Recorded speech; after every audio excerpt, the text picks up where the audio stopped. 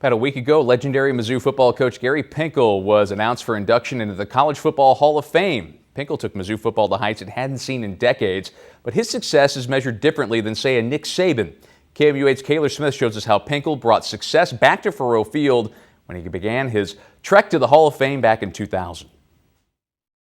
Our clear-cut #1 choice as the head football coach at the University of Missouri is none other than our new head football coach, Gary Pinkel. Gary? We could not have envisioned, I don't think at that time, the tremendous amount of success that he was going to have. He didn't know it, but Mike Alden hired the winningest head coach in Mizzou history that day. In 15 years, Gary Pinkel took one of the worst college football teams in the NCAA to the top of the mountain. 5 division championships, 10 bowl trips, and the nation's #1 ranking in 2007. And they knock off the second-ranked Kansas Jayhawks. Gary Pinkel and the Missouri Tigers clinch the SEC East, a second straight trip. But Pinkel is unique from many other Hall of Fame coaches. It's not a stack of championships that defines Pinkel's career. It's a stack of stories from former players like Michael Egnew, who say Coach made them the men they are today. Coach Pinkel did a good job helping all those guys become men and good men.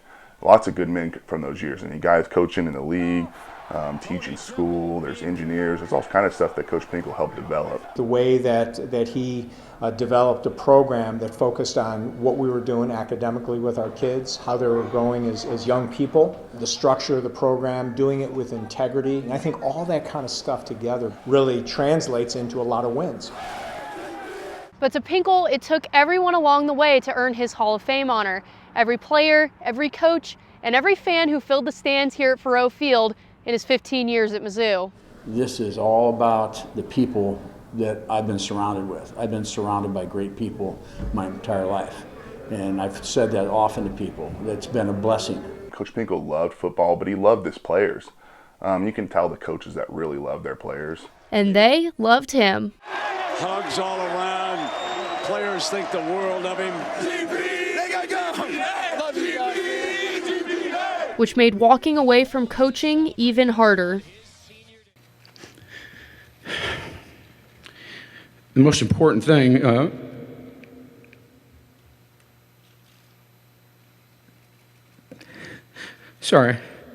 is my players.